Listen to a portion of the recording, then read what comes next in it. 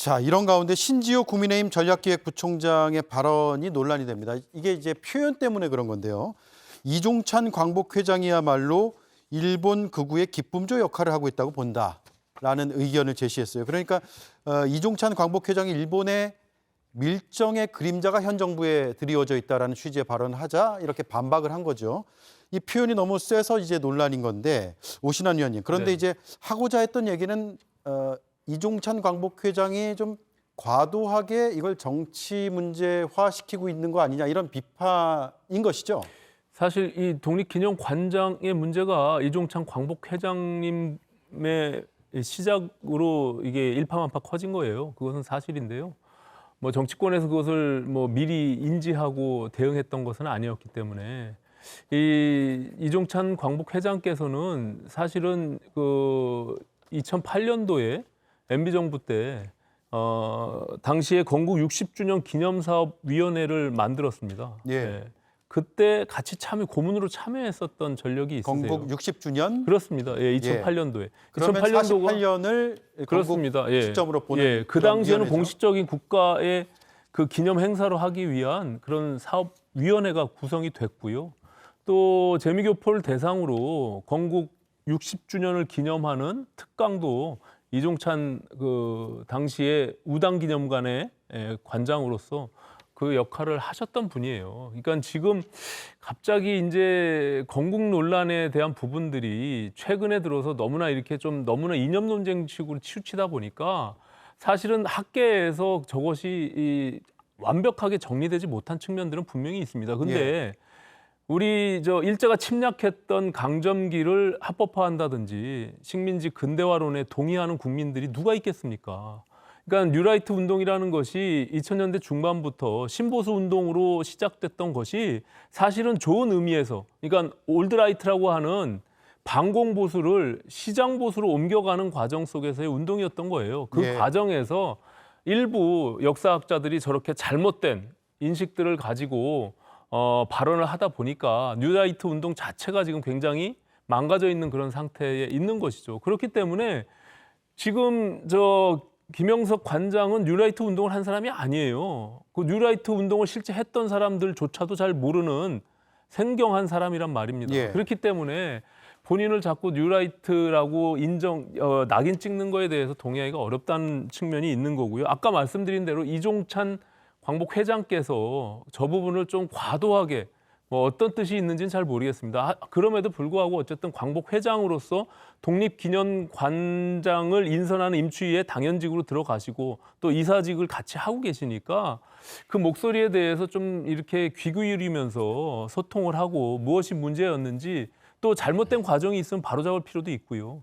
그런 것들을 좀 정부가 적극적으로 나서서 대화하고 소통하는 것이 좀 필요하지 않을까 이렇게 생각합니다. 다만 앞서 말씀드린 대로 이종찬 회장께서는 과거에 그런 건국 60주년 기념사업회 위원회의 고문으로서 참여할 때는 저런 논쟁을 하시지 않았어요. 건국에 대해서.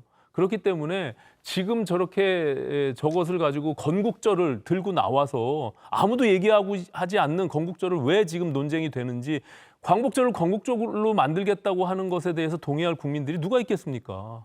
네. 이 발언 관련해서 한마디 짧게 얹고 싶은데요. 신지호 이분 말씀에 굳이 의미 부여를 해야 될지 모르겠으나 일본 극우의 기쁨조는 이종찬 광복회장이 아니라 윤석열 정권입니다. 왜냐하면 최근에 일본 집권당의 자민당 의원이 그런 얘기를 했습니다. 사도광산이 유네스코 세계유산에 무사히 등재된 것, 일본의 요구에 맞게 등재된 것은 친일 정권이 들어섰기 때문이다. 대한민국 정권이 친일 정권이기 때문이다. 이 얘기를 했거든요.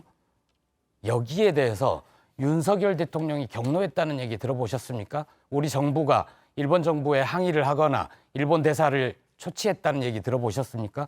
국민의힘이 이런 얘기를 하고 싶으면 신지호 전략기획부총장이 일본 극우의 기쁨조 얘기를 하고 싶으면 일본 극우에 대해서 얘기를 하세요. 어떻게 합리적 보수를 상징하는 이종찬 회장한테 이런 극단적인 표현을 씁니까? 아니 저는 표현이 좀 과했다는 측면을 분명히 인정하지만 그렇다고 해서 과거 문재인 정부 시기에 죽창 들고 나가서 싸우자고 하는 그렇게 해서 한일 관계가 뭐가 됐습니까? 그러니까 미래를 지향하면서 우리가 역사를 똑바로 인식하고 하자는 측면의 방향성에는 동의할 수 있는 국민들이 굉장히 많습니다. 예. 그렇다고 해서 그럼 한일 관계를 계속 그럼 거꾸로 역사를 뒤로 돌릴 수는 없잖아요. 그리고 아까 말씀드린 대로 분명히 식민 강점기에 대한 부분들을 침탈로 보고 우리가 그런 부분들의 독립운동을 했던 것에 대해서 선양하고 고취하는 부분들에 대해서 반대하는 국민이 누가 있겠어요. 국민의힘이 무슨 친일의 프레임을 자꾸 씌워가지고 하는 것은 이거는 그 소모적인 논쟁만 하자는 것이지 미래로 가자는 것이 아니잖아요. 그런 측면에서 말씀을 드리는 겁니다. 네. 자, 이런 가운데 개혁신당은 그동안 경축식에 참석하겠다는 입장이었잖아요. 네, 그런데 이준석 의원은 오늘 신지호 부총장의 발언 뒤에 기대를 접었다라면서 참석하지 않겠다고 밝혔네요. 이게 그러면 당 차원에서 다 불참인가요? 아니면 이준석 의원 개인 차원입니까? 이게 광복절 경축 행사는 윤석열 정권만의 행사는 아닙니다. 국가 예. 행사고요. 문재인 정권 때도 있었고 노무현 정권 때도 있었고 그렇기 때문에 저희는 이 정권이 마음에 안 든다고 그래가지고 광복절 경축식을 안 가는 거는 좀 아니라고 생각을 해서 예. 허은하 당대표는 참석을 하는 것으로 그렇게 돼 있고요. 개별 의원이야 개별 의원들의 판단이 있겠죠. 근데 이 말씀은 꼭 드려야 될 것 같아요. 이준석 의원이 왜 이렇게까지 얘기를 하면서 이 발언 때문에 못 가겠다고 하느냐.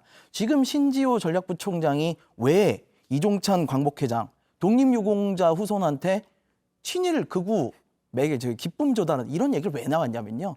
19년에 정부 수립을 했다는 그게 만약에 그 이종찬 회장의 말대로 19년에 정부 수립을 했다고 하면 48년에 정부 수립을 했다는 걸로 안 되면 일제 강점기가 3분의 1로 준다는 게 지금 신지호 의원의 주장이에요. 예. 쉽게 말씀드릴게요. 1919년에 우리나라 정부를 인정을 안 하면 무슨 일이 벌어지냐면요. 우리 윤봉길 의사 폭탄 던지신 거 이거 폭탄 테러리스트 됩니다. 안중근 의사요. 암살자 돼요. 김구 선생님은요. 뒤에 테러리스트 수괴가 됩니다. 왜? 정부가 없으니까 독립운동을 한 게 아니거든요.